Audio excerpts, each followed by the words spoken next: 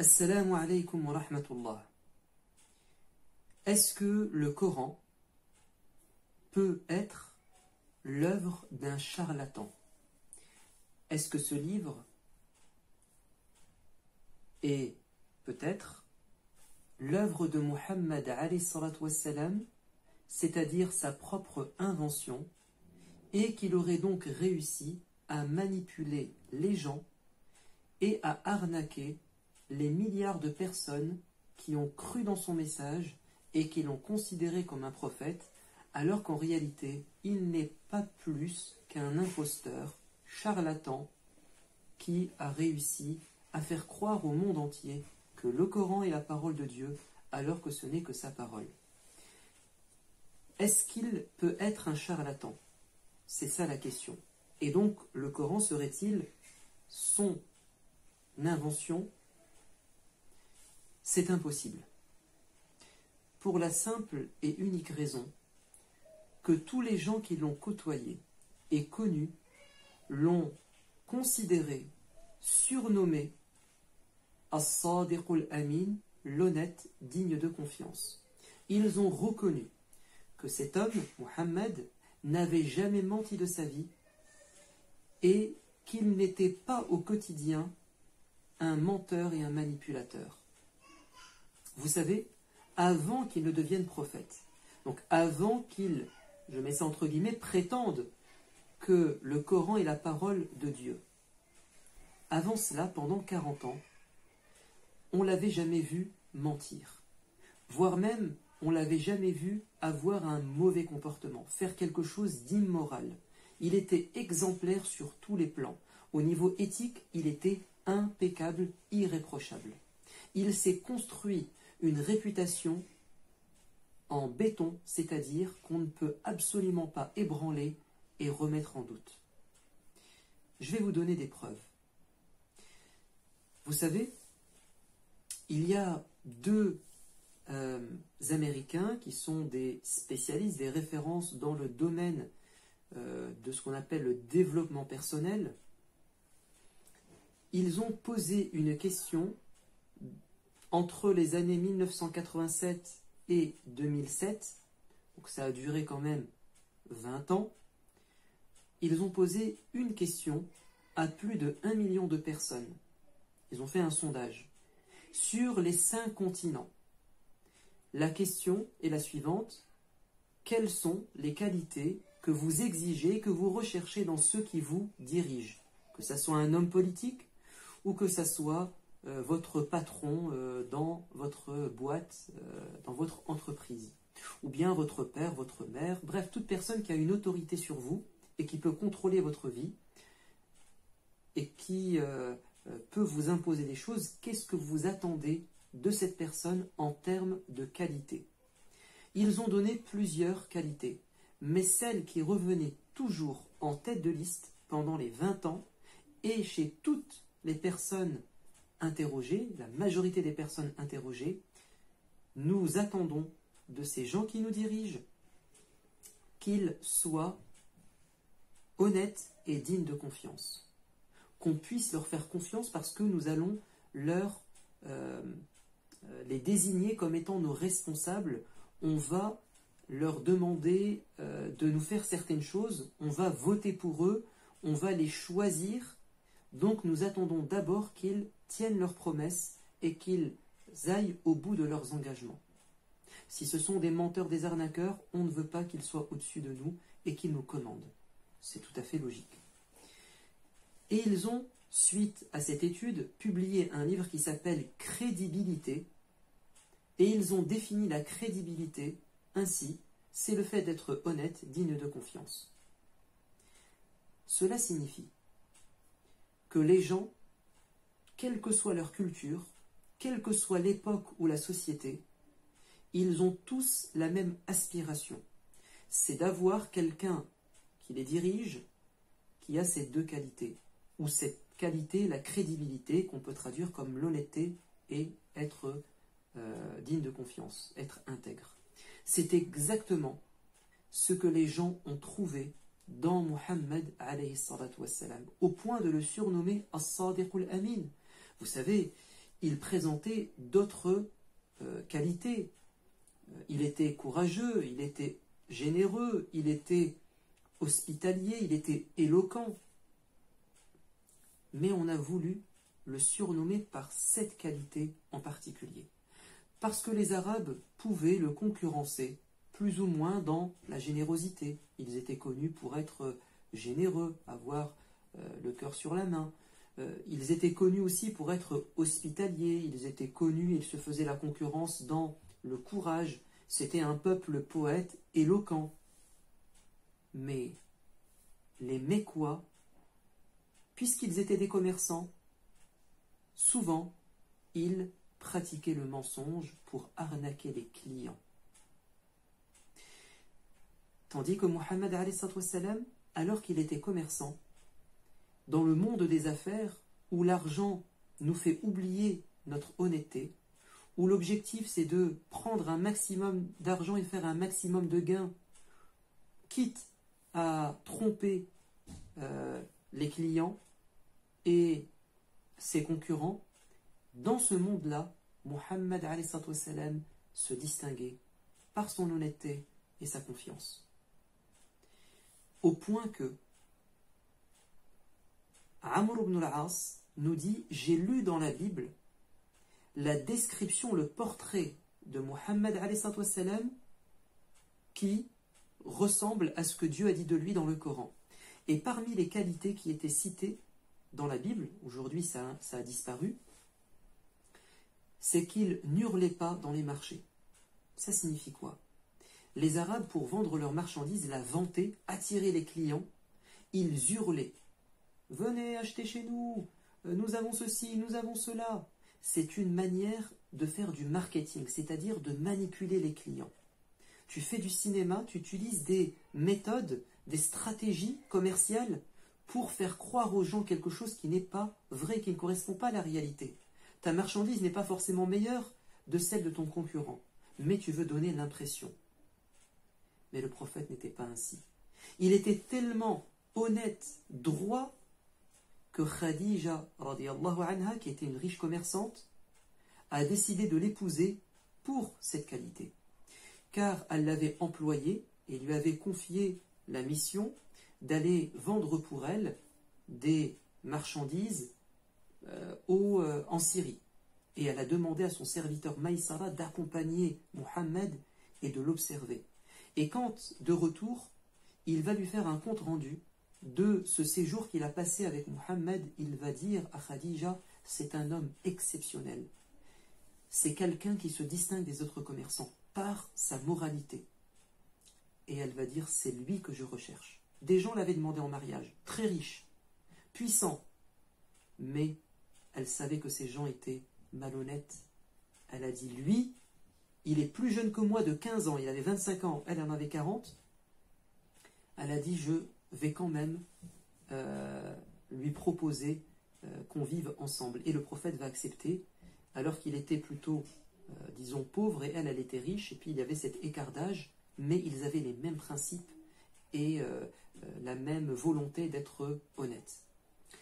Il était tellement honnête qu'on a fait appel à lui pour régler un des problèmes les plus difficiles qui auraient pu conduire les Arabes à la Mecque à s'entretuer. Quand le prophète avait 35 ans, la Kaaba a été en partie endommagée par des fortes pluies qui ont créé une inondation. Et ils ont reconstruit la Kaaba, puis ils ont décidé de replacer la pierre noire à sa place originelle. Mais comme c'était un privilège de déplacer cette pierre sacrée, ils vont se battre pour obtenir cette chance, cet honneur. Et ils ont failli en venir aux mains, aux armes. Et ils ont dit, attendez, la première personne qui se présentera, c'est lui qui nous trouvera une solution. Et quand ils ont vu que c'était Muhammad, ils vont dire, c'est exactement celui qu'on espérait, l'honnête, digne de confiance. Et il va trouver une solution à leurs problèmes. Donc tout le monde avait reconnu qu'il était irréprochable dans sa morale. Et vous savez, à 40 ans, lorsqu'il va pour la première fois monter sur le petit monticule, et appeler son peuple à venir l'écouter dans son premier discours où il va prêcher la bonne parole. Avant de leur dire « je suis un prophète », il va s'assurer que dans l'esprit des gens, il est toujours l'honnête digne de confiance. Il va voir si son image et sa réputation est toujours valable. Parce que si on ne te fait pas confiance, ça ne sert à rien de parler de ta religion. Non. Sois quelqu'un d'exemplaire, et ensuite tu peux appeler les gens à faire le bien, à être exemplaire, ou sinon tu n'es pas crédible. Donc il a dit, écoutez-moi bien, si je vous disais qu'une armée se cache derrière la montagne et qu'elle s'apprête à nous envahir, à fondre sur nous, est-ce que vous me croiriez? Ils ont dit, bien sûr, on t'a jamais vu mentir. Il a dit, sachez que je vous mets en garde contre un danger plus grave. C'est la colère de Dieu et le feu de l'enfer si vous continuez à adorer les statues. Croyez en un Dieu unique. Personne n'a osé lui dire, tu es un menteur, tu n'es pas un prophète. Car il savait que Mohammed était ni fou, ni un menteur. C'est tellement vrai que ceux qui ont essayé de détruire sa réputation et de dire qu'il était un menteur, savaient au fond d'eux-mêmes que ça ne marcherait pas. Et Allah dit dans le Coran, فَإِنَّهُمْ لَا يُكَذِّبُونَكَ وَلَكِنَّ الظَّالِمِينَ بِآيَاتِ اللَّهِ يَجْحَدُونَ. Sache prophète que ces gens qui t'accusent ne te considèrent pas comme un menteur. C'est pas possible. Ils savent qui tu es. Mais ce qui les dérange, c'est ton message. Pas toi en tant que messager. Ils t'adorent. Enfin, ils t'apprécient. Mais ce qui les dérange, c'est ton message. Alors ils t'accusent. Mais sache que ils ne croient pas en ce qu'ils disent. La preuve, ce sont les faits. C'est que ses plus grands opposants déposaient chez lui leur argent, leurs bijoux, leurs objets de valeur. Ils le considéraient comme étant quelqu'un digne de confiance auprès de qui on peut déposer ce qui nous paraît précieux et important. Ainsi, quand le prophète bien-aimé va devoir s'enfuir de la Mecque parce que sa vie était en danger, après 13 ans passés à la Mecque, il va demander à son cousin Ali de rester dans la maison le temps de rendre cet argent, ces bijoux que les gens avaient déposés chez lui. Il ne les a même pas volés, il ne leur a pas menti, il ne les a pas déçus et trahis, quand bien même ces gens voulaient l'assassiner. Ça prouve à quel point il était honnête. On ne peut pas le traiter de menteur. Et quand, vous savez, il y a un verset du Coran où Allah dit au prophète, dis à ces gens, ce qui prouve que tu es un prophète, pas un menteur, فَقَدْ لَبِثْتُ فِيكُمْ عُمُرًا مِّن قَبْلِهِ أَفَلَا تَعْقِلُونَ. J'ai vécu parmi vous un long moment. J'ai passé du temps auprès de vous, 40 ans. Est-ce que vous ne réfléchissez pas? Le fait, pendant 40 ans, de n'avoir jamais menti, c'est bien la preuve que je suis pas un menteur quand je vous parle de Dieu. D'ailleurs, c'est cet argument qu'a utilisé le cousin du prophète Ja'far quand il a dû s'échapper avec quelques musulmans faibles persécutés à la Mecque lors de la première hijra, le premier exil, quand ils sont partis se réfugier auprès d'un roi chrétien qui était juste, An-Najashi le Négus, en Abyssinie. Quand le roi va leur demander c'est quoi votre religion, vous savez ce que va dire Ja'far? Il va dire nous avons suivi un homme qui nous a demandé de faire ceci et cela, des choses bonnes, et de délaisser ce qui est mauvais, et nous ne l'avons jamais vu mentir. On a cru en lui parce que c'était quelqu'un de confiance. Et quand Abu Sufyan, qui était le chef de la Mecque, donc le plus grand ennemi du prophète, s'est retrouvé devant l'empereur romain Héraclius. Héraclius a demandé à Abu Sufyan, viens, je veux te poser des questions sur cet homme qui se prétend prophète. J'ai envie de savoir si vraiment c'est un prophète ou un menteur. Et parmi les questions, c'est, est-ce que vous l'avez déjà vu mentir avant qu'il ne soit prophète? Et Abu Sufyan a dit, non, on ne l'a jamais vu mentir. Et Héraclius va dire, alors, s'il n'a jamais menti auparavant, il ne peut pas mentir sur Dieu. Car le pire des mensonges, c'est de mentir sur Dieu. S'il n'a pas menti pour de l'argent, il n'oserait pas mentir en parlant de Dieu. Donc, le fait qu'il n'ait jamais menti, c'est bien la preuve que le Coran n'est pas sa parole. Parce qu'il a dit toute sa vie, le Coran n'est pas ma parole, c'est celle de Dieu. Est-ce que vous avez saisi que le fait qu'il soit quelqu'un de confiance, ça prouve que le Coran est la parole de Dieu, puisque c'est ce qu'il a dit aux gens. Également, l'un des arguments qui prouve que ce n'est pas un charlatan, et quand il dit que le Coran est la parole de Dieu, il faut le croire sur parole, c'est que on a tenté de le corrompre. Si c'était un menteur, il disait que le Coran est la parole de Dieu, c'est qu'il avait un objectif. Si c'était un menteur, quel est son objectif? Soit il veut le pouvoir, c'est-à-dire être le chef, que les gens le prennent pour un prophète et qu'il soit donc quelqu'un de puissant, ou bien qu'il gagne de l'argent, ou bien qu'il soit quelqu'un de respecté. Mais le fait de dire que je suis un prophète et que c'est la parole de Dieu, ça lui a ramené tout l'inverse. Donc ça ne marche pas. Il aurait dû abandonner cette stratégie puisqu'elle ne fonctionne pas. Et si c'était un menteur, si quelqu'un lui propose ce qu'il recherche, il doit accepter. Sachez que les Mécois sont venus le voir. Ils lui ont dit à Muhammad, arrête d'appeler les gens à adorer un Dieu unique et de dire que nos ancêtres se sont trompés lorsqu'ils nous ont dit d'adorer les statues. S'il te plaît, arrête de parler de Dieu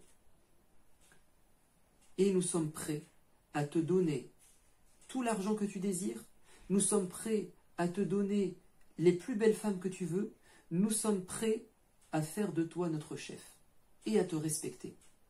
Si c'est ça que tu veux, on va tout te donner sur un plateau. Si c'était un menteur, il aurait sauté sur cette occasion, il aurait saisi cette opportunité pour dire « Vous avez raison, je ne suis pas un prophète, on laisse tomber ce message, de toute façon ça ne vient pas de Dieu. » Mais il a dit « Je ne peux pas faire ça. C'est la parole de Dieu et Dieu m'a demandé de continuer à dire qu'il n'y a qu'un Dieu unique et que vos idoles sont de fausses divinités. » C'est bien la preuve qu'il était sincère et honnête et qu'il croyait vraiment que c'était la parole de Dieu. Également, le prophète ﷺ va délaisser d'autres occasions qu'un charlatan aurait saisi sans hésiter. Un jour, il y a eu, alors, avant de vous dire ce qu'il y a eu, le prophète à Médine, il a eu un nouveau garçon qui s'appelle Ibrahim. Vers l'âge d'1 an, son fils est mort. Durant le jour de sa mort, il y a eu une éclipse solaire. Vous savez ce qu'ont prétendu les gens? Que cette éclipse, c'était la tristesse qu'exprimait l'univers et le monde pour la mort du fils du prophète. Si c'était un charlatan, un menteur qui veut que les gens croient qu'il est un prophète, qu'est-ce qu'il aurait dit? Il aurait dit, mais oui, vous avez raison, c'est un miracle, ça prouve encore une fois que je suis un prophète et vous devez encore plus me respecter et me vénérer. Mais le prophète va dire non. Non, non, non, ce qui s'est passé, ça n'a rien à voir avec moi et avec mon fils. Ça, c'est un phénomène de la nature. Ça correspond et ça répond à des lois que Dieu a fixées. Donc, ce n'était pas un menteur, un arnaqueur. Il ne voulait pas que les gens absolument croient qu'il a des super pouvoirs. Il était honnête, il a dit non. Les gens l'auraient cru s'il avait dit c'est un miracle. Mais il a voulu rester honnête. De même, le prophète, si c'était un menteur, donc qui veut que les gens simplement l'admirent et soient soumis à lui, il aurait dit « c'est grâce à moi que les Arabes de Médine sont devenus unis ». Parce qu'avant la venue du prophète, les Arabes de Médine, les Haous et les Khazraj, les deux tribus étaient en guerre. Le fait qu'ils soient devenus musulmans, qu'ils aient suivi le prophète, ils sont devenus des frères en Dieu et ils sont devenus unis. Et bien le prophète a dit, c'est pas grâce à moi, c'est grâce à Dieu. Si c'était un menteur, s'il voulait absolument que les gens croient qu'il est super puissant, il aurait dit, mais vous devez être reconnaissant, c'est moi qui vous ai unis, sans moi vous serez rien. Mais Allah a dit dans le Coran, c'est lui qui a uni les cœurs des Arabes. Si tu avais tout l'or du monde, jamais tu aurais pu unir les cœurs de ces Arabes. C'est Dieu seul qui l'a fait. Donc si c'était lui l'inventeur du Coran, il n'aurait pas dit ça. Il aurait dit c'est moi qui vous ai unis. mais il était honnête. Et il était capable de dire, ça c'est pas grâce à moi. Et il a même dit, ne me vénérez pas, ne me prenez pas pour ce que je ne suis pas. Arrêtez de me conférer parfois des pouvoirs qui ne sont pas les miens. Et il a dit avant de mourir, ne faites pas ce qu'ont fait certaines communautés avec leurs prophètes, comme les chrétiens avec Jésus. Ne me prenez pas pour un demi-dieu, un fils de Dieu. Et quand vous m'enterrez, ne construisez pas au-dessus de ma tombe un mausolée. Vous savez, quand quelqu'un veut, il veut être vénéré, il demande que ses funérailles et ensuite que sa sépulture soit à l'image de sa grandeur. Regardez les tombes des grands hommes de l'histoire. Et le prophète a dit, je veux être enterré simplement, qu'il n'y ait rien au-dessus de ma tombe. Et vous savez comment il est mort? Il est mort dans les bras de sa femme. Simplement comme ça, il est mort dans les bras de sa femme. Et quand il est rentré victorieux à la Mecque, il s'est prosterné sur sa monture. Il n'était pas plein de fierté, comme le font certains chefs armés quand ils rentrent après une longue bataille, les prises de guerre. Ils veulent que les gens se prosternent devant lui, ils veulent recevoir des fleurs sur eux, qu'on acclame cette personne. Le prophète ne voulait pas ça. Il s'est prosterné sur sa monture, il a remercié Dieu. Ça prouve que ce n'était pas un menteur qui voulait paraître, être super puissant. Non. C'était un vrai prophète. Quelqu'un de confiance. Donc le Coran, c'est la parole de Dieu, puisque le prophète nous a dit que c'était la parole de Dieu. Il n'a pas pu mentir sur ça. Avant de vous quitter, un petit cadeau, c'est un verset du Coran que je vous propose. Donc nous sommes dans la sourate numéro 5, au verset 15 et 16. Allah nous dit au sujet du Coran, c'est une lumière qui vient de Dieu, qui est venue vous éclairer, ainsi qu'un livre très clair, par lequel Dieu vous met dans les chemins de la paix. Dans les chemins de la paix, il met ceux qui aspirent à plaire à Dieu. Et il les arrache par sa volonté des ténèbres vers la lumière, et il les met dans le droit chemin. Voilà ce qu'est le Coran, une lumière qui nous sort de l'obscurité vers la foi, vers le savoir, vers le bonheur. Et il est là pour nous mettre dans la paix avec nous-mêmes et la paix avec les gens. Je vous dis à bientôt. Wassalamu alaikum wa rahmatullah.